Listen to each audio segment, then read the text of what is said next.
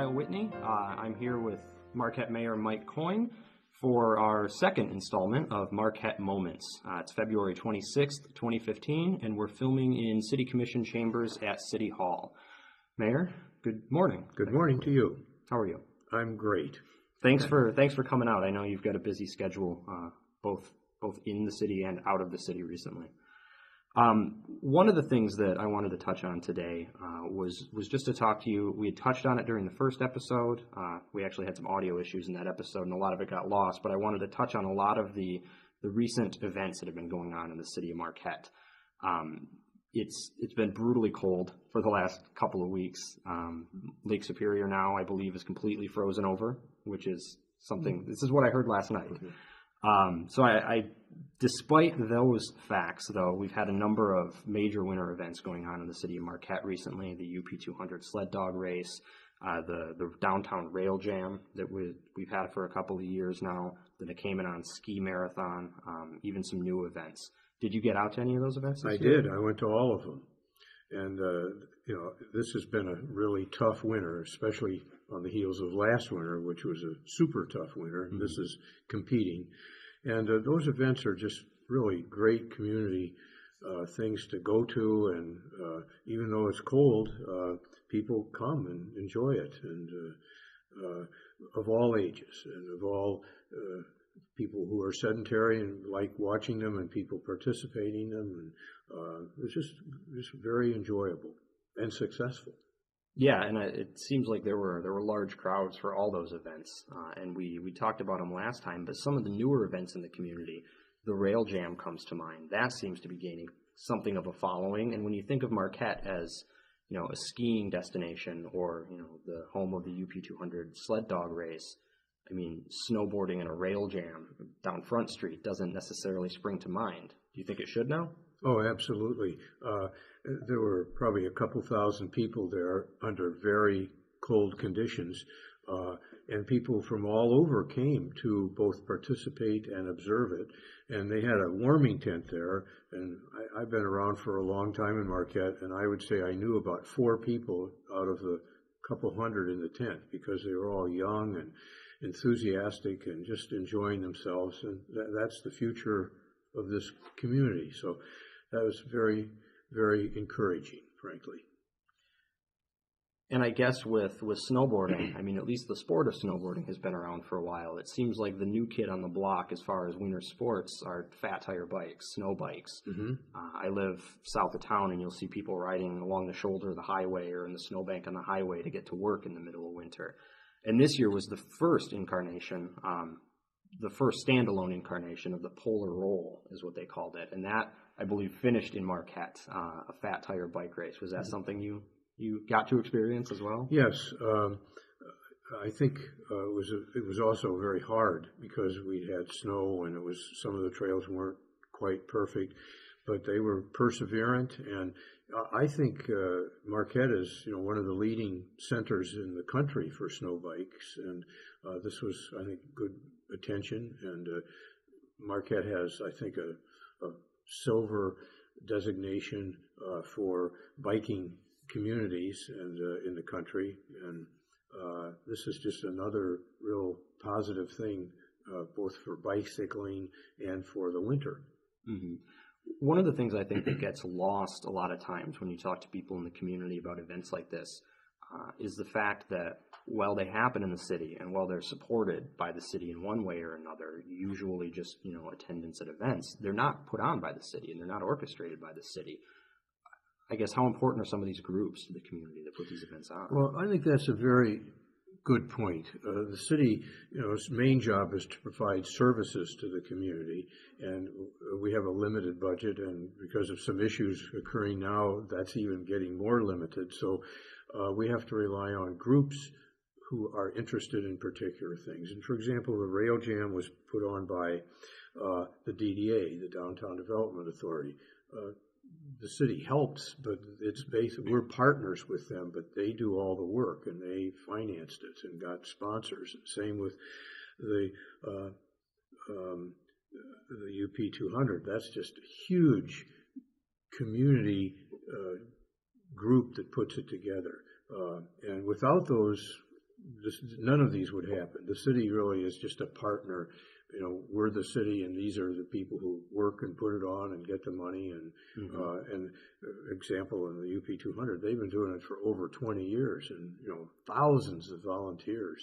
So it just shows, I think, as a showcase of the community and the surrounding communities, how different and wonderful we are living here. We're lucky. Absolutely. And I guess another way to talk about all those different groups that help and put these events on in the community, you talked about the city providing services. I guess a one-stop shop for some of that was the city open house on February 4th. This is something that we've done in the city a number of times. This year invited some of those outside groups and nonprofit organizations to come in and basically provide a smorgasbord for citizens to come in and meet people that help in the community, meet people who work for the city. And I know that you were heavily involved in that. You were at the open house. How have you seen that event evolve? Well, I'm the mayor, but I'm also just a person, a citizen. I'm serving. And when they first had the idea, I thought, well, who would ever want to come to that? So I went, and I have to say, I met a lot of very dedicated city employees. I learned a lot about some of the different divisions in the city, met firemen, policemen, Board of Light and Power linemen, and administrators, and I found it very, very educational and positive, and was amazed by how many people were there of all ages. And I think it makes people really get to know the people in the city who work for them and how marvelous employees they are and dedicated. And then also to have this year the people who put on these events were there, and that's also very productive in terms of unifying the community and making us appreciate all the things that the thousands of volunteers do in this community and adjacent communities. Mm-hmm.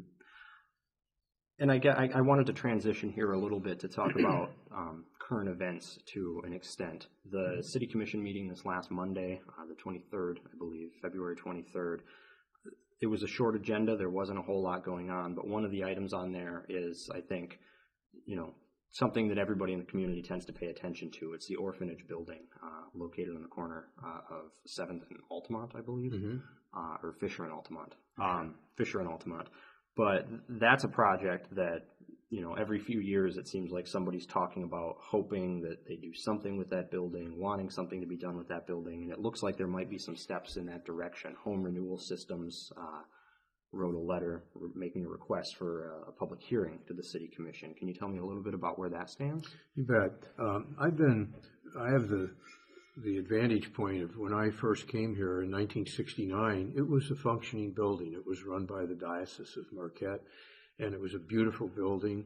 I wasn't here when it was an orphanage, but then it was abandoned and bought by people who just, I don't know why they bought it. They just let it fall apart. And it saddened everybody. And in particular, it saddened people who were orphans, who grew up there. And you can imagine it was like their home. And Phil Nemistow, in particular, came and testified as to what an effect it had on his life.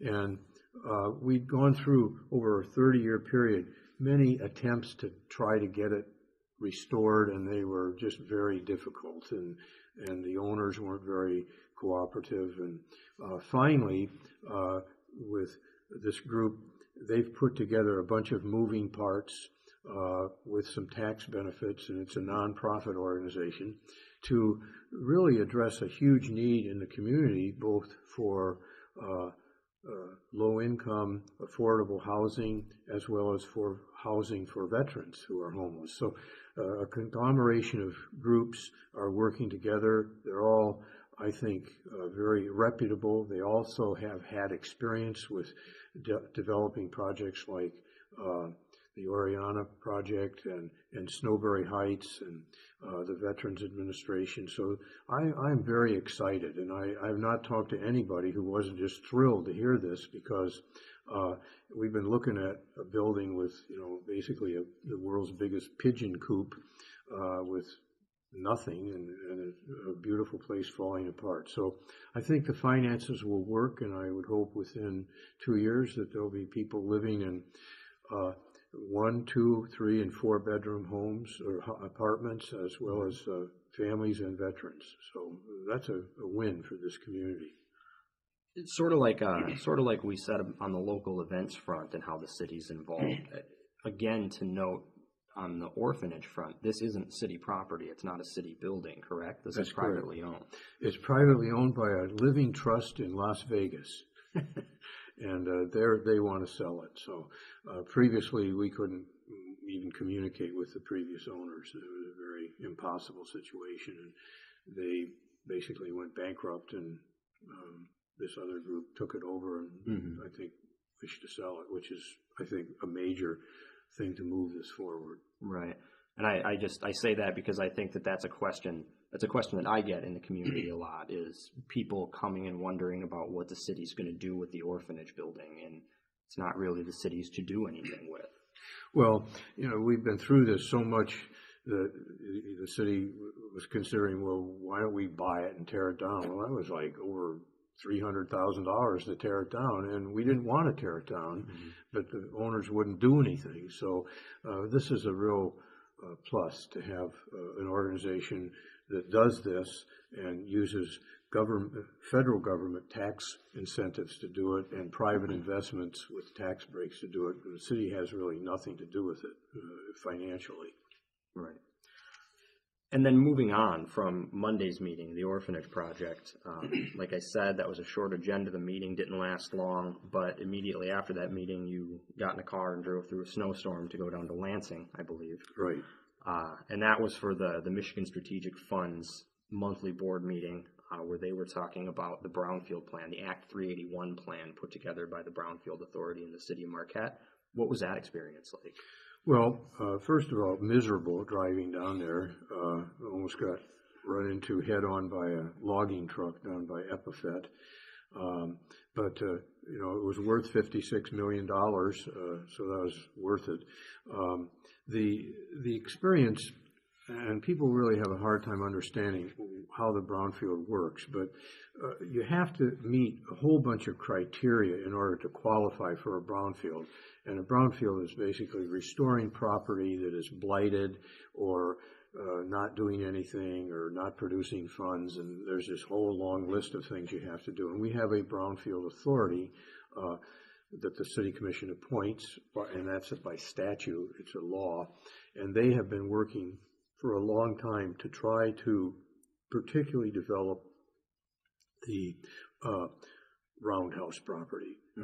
And it was for sale, and there wasn't anybody interested in buying it for $800,000. So this group got together and established how this qualified as a brownfield. Okay, and this Michigan Strategic Fund is the one that monitors that you've dotted all the I's and crossed all the T's to make sure that it is indeed a brownfield. And that took a lot of work.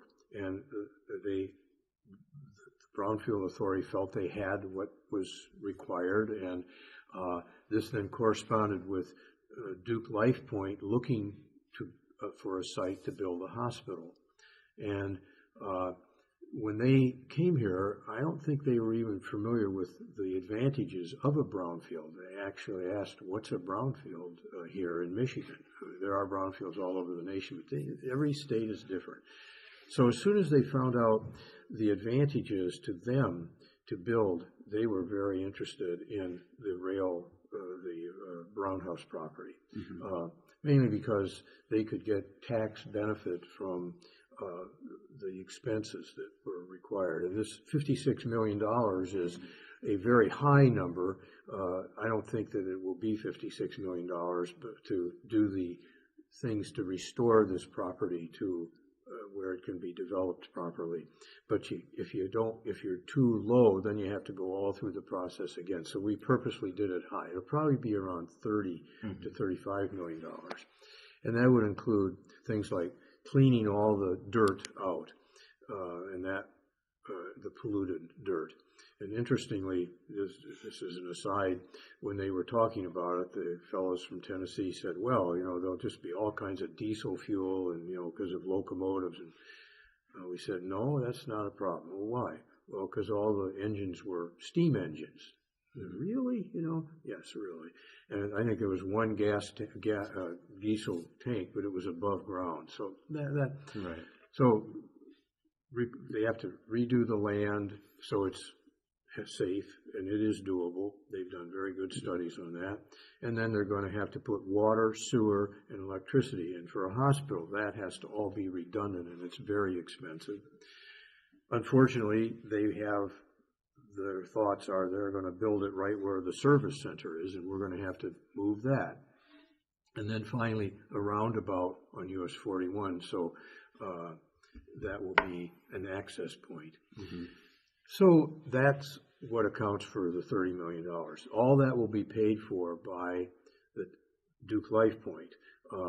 The agreement for Duke LifePoint, the memorandum of understanding, is they will have half their taxes forgiven for a period of time.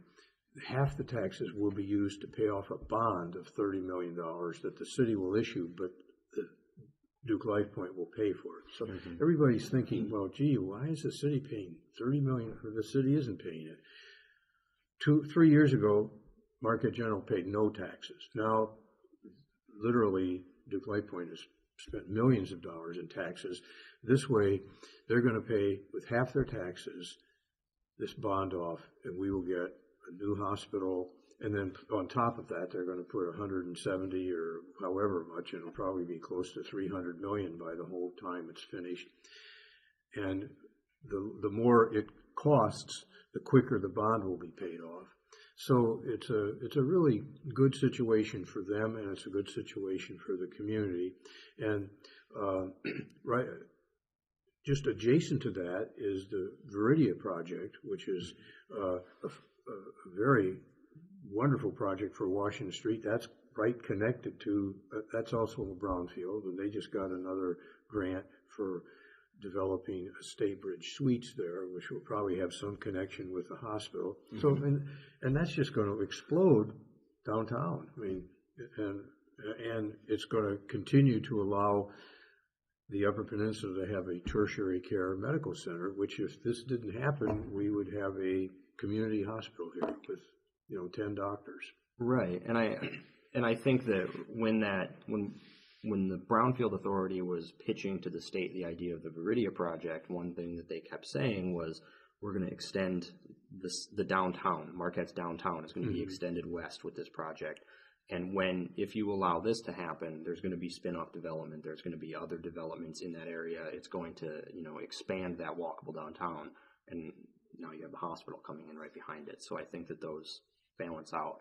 When we talk about how the brownfield works and how that state tax capture works, what you were saying is basically they're going to pay their taxes, and then that those tax dollars will be used to pay for the infrastructure costs, for the cost of relocating the service center.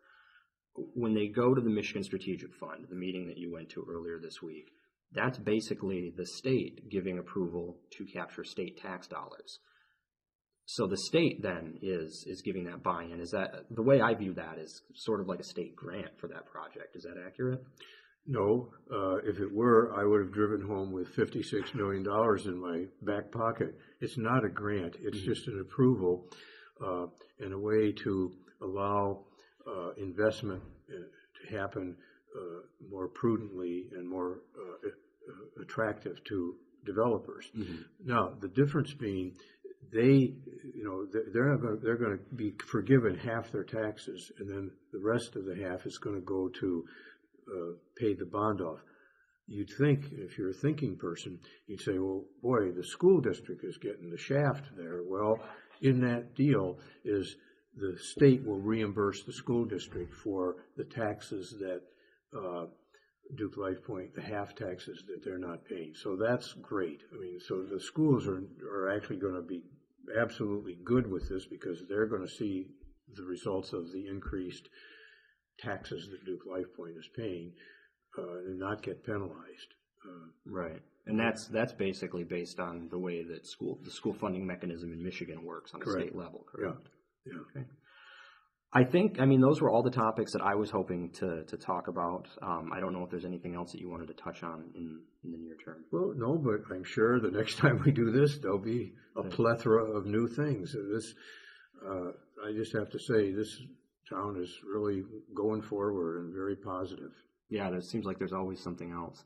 Well, thank you for your time, Mayor Coyne. We're hoping to come back in just a few minutes here with City CFO Gary Simpson to bore everybody with a little more tax discussion. But thank you for your time. You're welcome.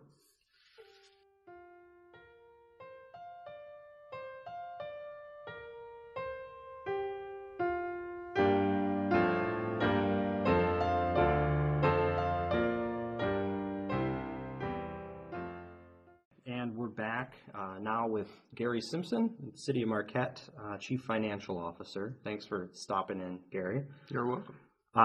Prior to you coming in, I was just having a conversation with Mayor Coyne about some of the hospital and Duke LifePoint dealings recently. He had gone down to the Act 381 plan approval at the Michigan Strategic Fund, the brownfield approval, technically. And so we were kind of talking about what some of the impacts of that are, what some of the impacts of the hospital coming online and building at the Roundhouse property are. One of the other things that's happened recently in hospital discussions, I guess, is the tax tribunal case that was brought has been settled with a consent judgment. This was something that was spelled out months ago, the way that it would be settled. Mm-hmm. And that was, I believe, entered January 22nd. Something like that at a state level. What does that mean? And can you kind of just walk us real briefly through that? Yeah, well, kind of the full history is in 2013 was when Duke LifePoint bought out the hospital and it became a taxable entity. So that was the first year we were able to levy taxes on it. Mm-hmm. Until this time, it had been a nonprofit entity, so there was no money coming in tax-wise from the hospital. So 2013 was the first year we levied taxes on that property. And there was a dispute as to the amount of the taxable value. So they filed with the tax tribunal for 2013 and 2014. So we had 2 years of collecting taxes. Then as part of the memorandum of understanding process, that was the agreement the City Commission entered into on September 8th, 2014, yeah. It's slightly more recent. Yeah, a little more recent than that. But that's what kicked off. We're going to go for a consent agreement. We're going to agree to values. Mm-hmm. And it's actually Section 2, subsection B, subsection I of the MOU. Not to be specific. No, not to be too specific. But that spelled out the terms that we were going to agree upon. And it was just a matter of time. We had to, it was called a consent judgment agreement. Mm-hmm. And it was just a matter of both parties signing off on it and then sending it to the state tax commission and having them sign off on it. And once it's in their hands, you don't really know what's going to happen as far as the timeline and that type of thing. But in late January, as you stated, they did agree to the consent judgment. And then from that point, once they signed off on it, we had 28 days to refund Duke LifePoint the extra taxes that were due them. And I do want to point out that even with the refund, Duke LifePoint still is paying in personal and real property taxes $2.5 million a year to the taxing jurisdictions within the city. It's not all city money, mm-hmm. but they are paying $2.5 million a year in taxes. And prior to 2013, we weren't seeing any of that money. So kind of just a real quick, breakdown, I guess, cliff notes of that timeline. Duke LifePoint purchased the hospital. Duke LifePoint filed a tax tribunal case challenging the valuation on that property.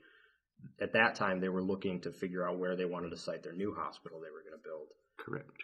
Then the MOU, the Memorandum of Understanding you mentioned, was kind of the document that said Duke LifePoint will site it we'll cite the new hospital in the city of Marquette. As Correct. part of that agreement, there's a settlement clause for the Michigan Tax Tribunal case that says Correct. what the new levels for the tax will be. And that was something the city and Duke LifePoint both agreed to at that point. So, Exactly. so this recent agreement that was agreed to by the state is basically just the formal filing of that MOU. Correct. It was the state.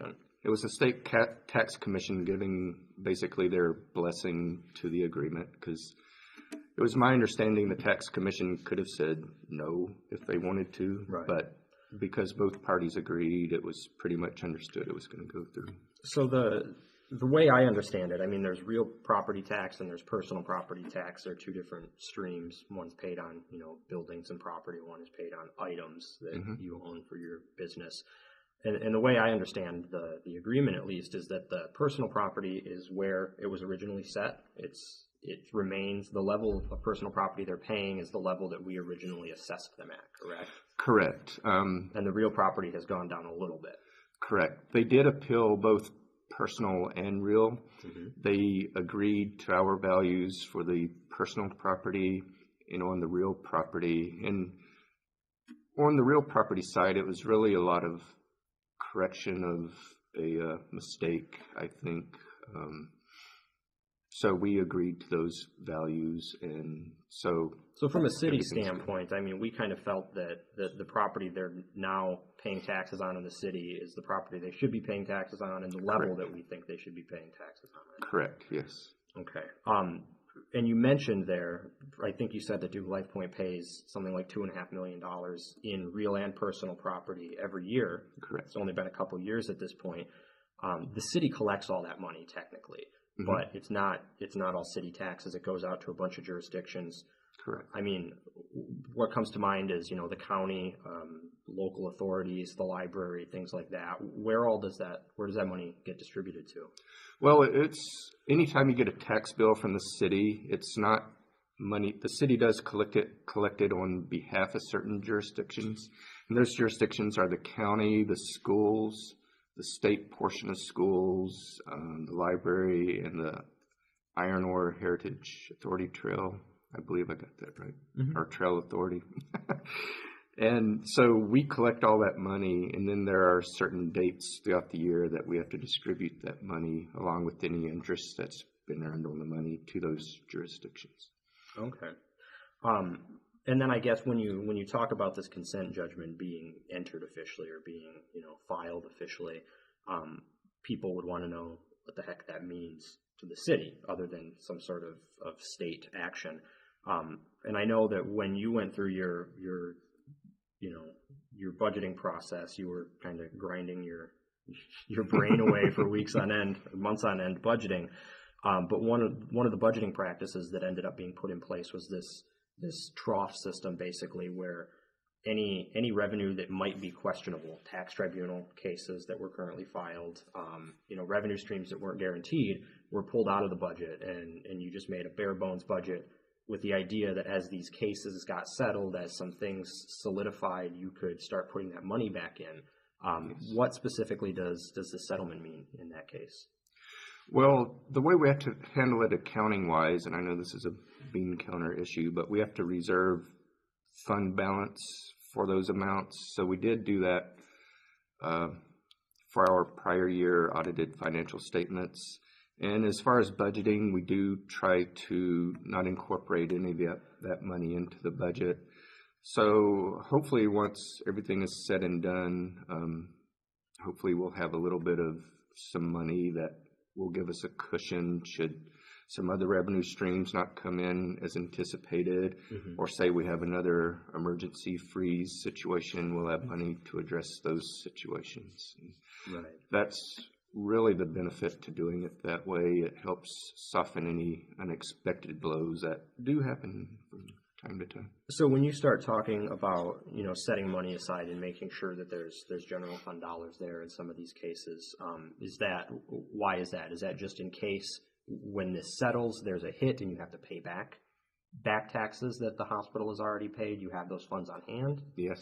Anytime there's a tax tribunal case, there's always a danger that you're going to lose that money.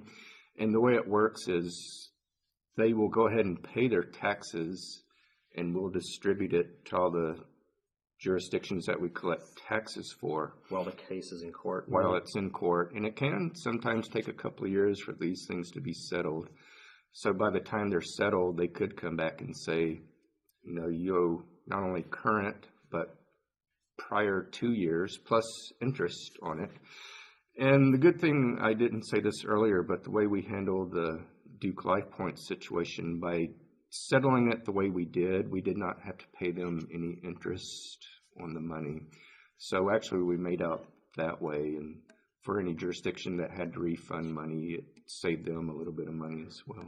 So in a typical judgment, were a tax tribunal case to go through and the party bringing the case were to win on their challenge, and a jurisdiction had to pay back tax money for 2 or 3 years, they would typically have to pay interest on that money as well? Correct, exactly. Okay. And by doing it this way, we were able to not have to pay the interest on it. Okay.